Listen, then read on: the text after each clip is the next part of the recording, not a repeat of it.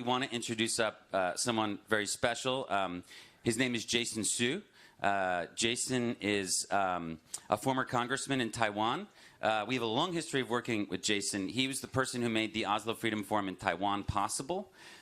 When he was a congressman in Taiwan, he ushered in a lot of amazing pro-human rights legislation while he was there. He's been thinking very carefully about AI in the shadow, obviously, of the Chinese Communist Party, being a leader from Taiwan.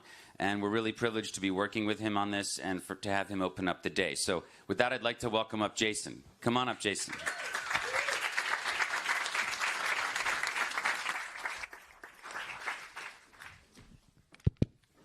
Good morning, Oslo.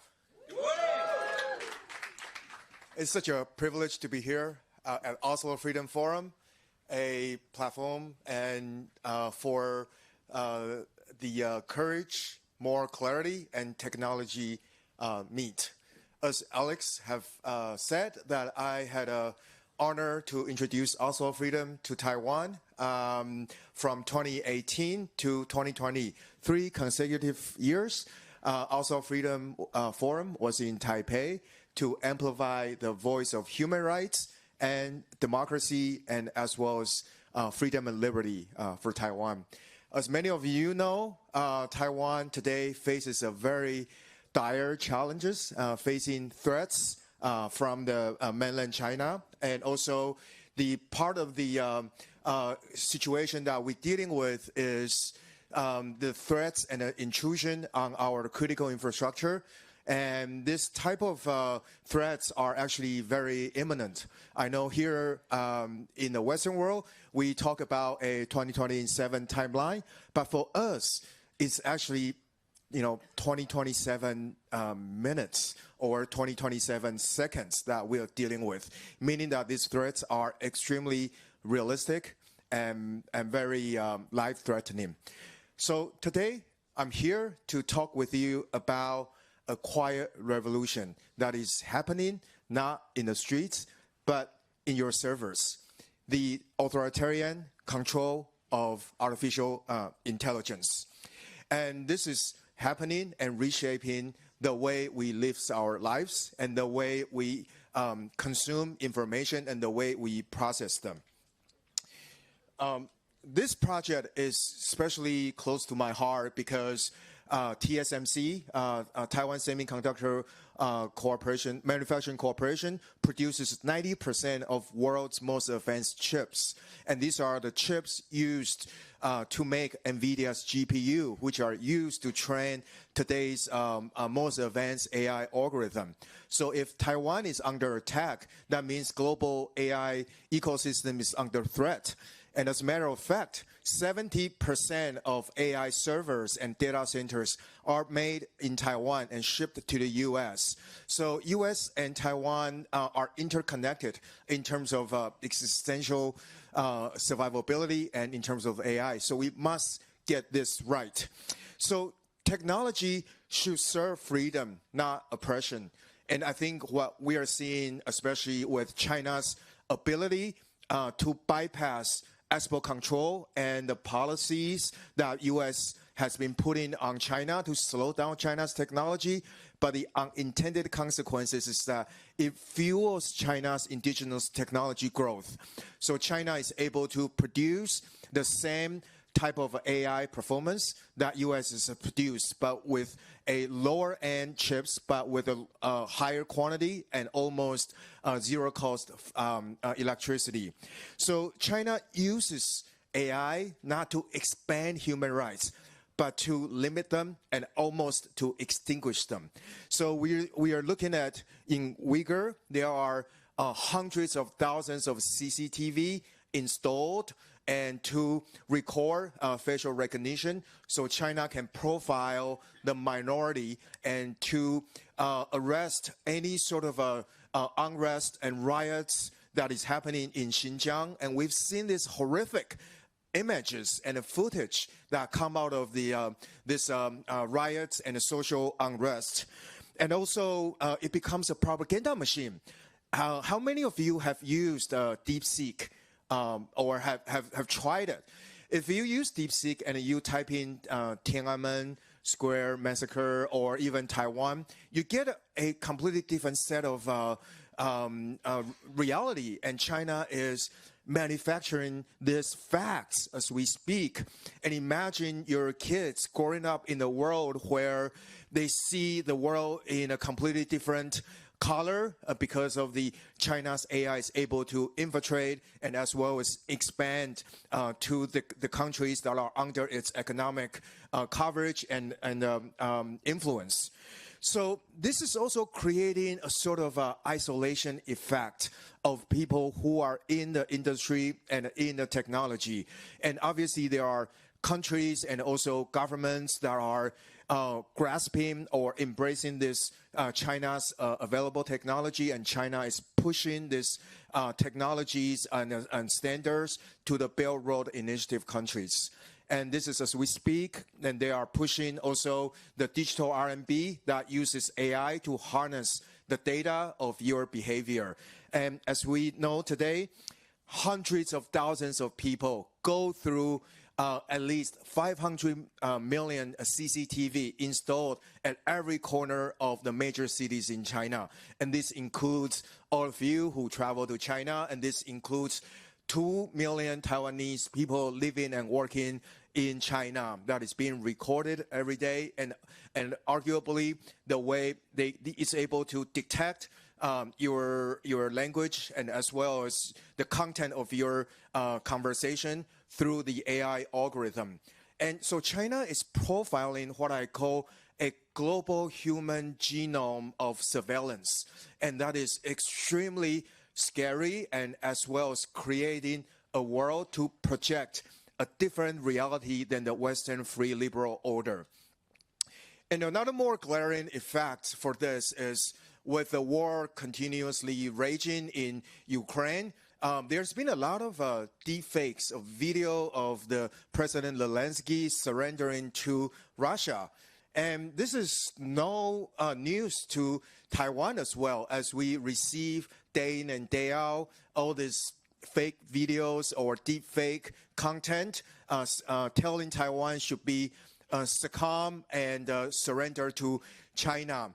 On a daily basis, Taiwan is hit 30 million times on a cyber attacks by China. This is a direct attack on our cyber infrastructure. That is attacking our code on our government website portal. When Speaker Nancy Pelosi visited Taiwan, Chinese cyber hackers hijacked 4,000 stores of convenience stores display in store, and then propagated with hate messages and with AI deep fake messages and content. China's intent is not to invade Taiwan full on. Their best strategy is to win over Taiwan without firing a bullet, and that is through psychological warfare.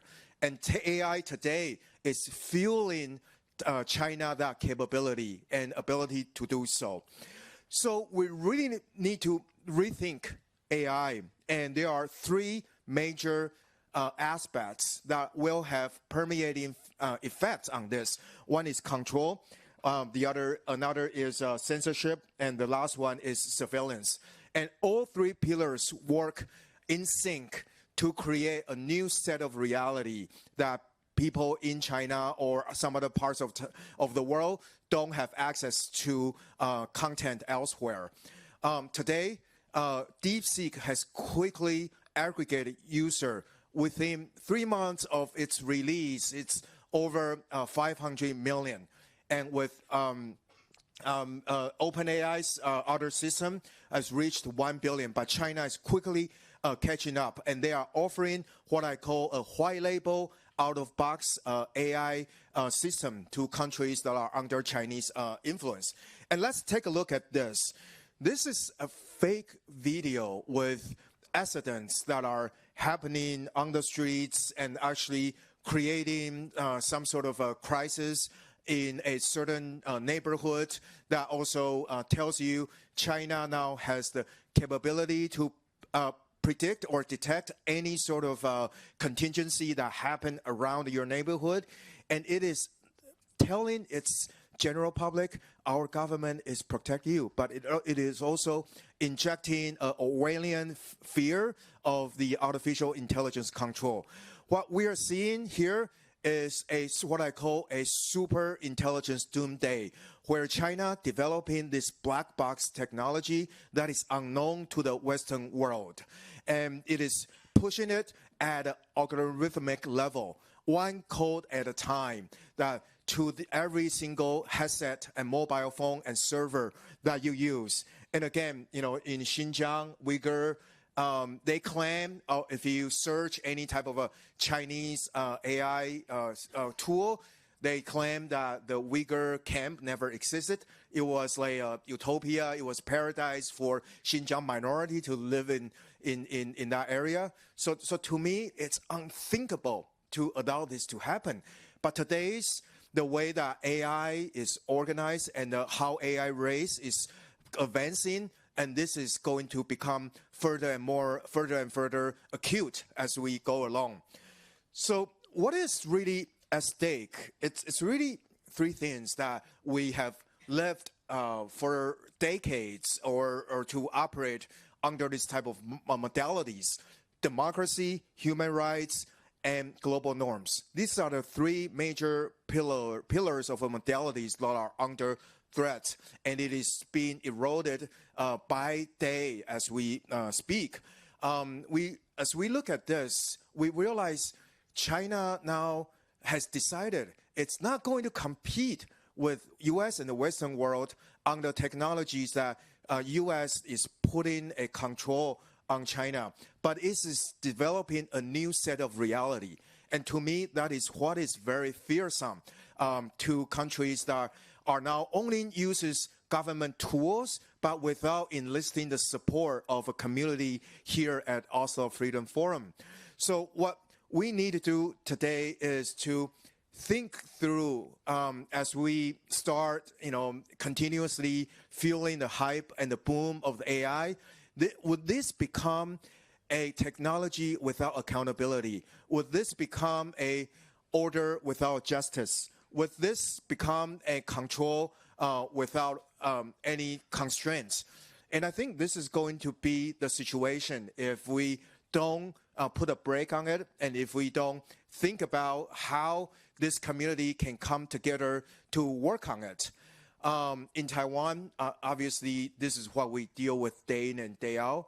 And I mentioned to you about the 30 million attempts to cripple our government public health portal and our defense infrastructure.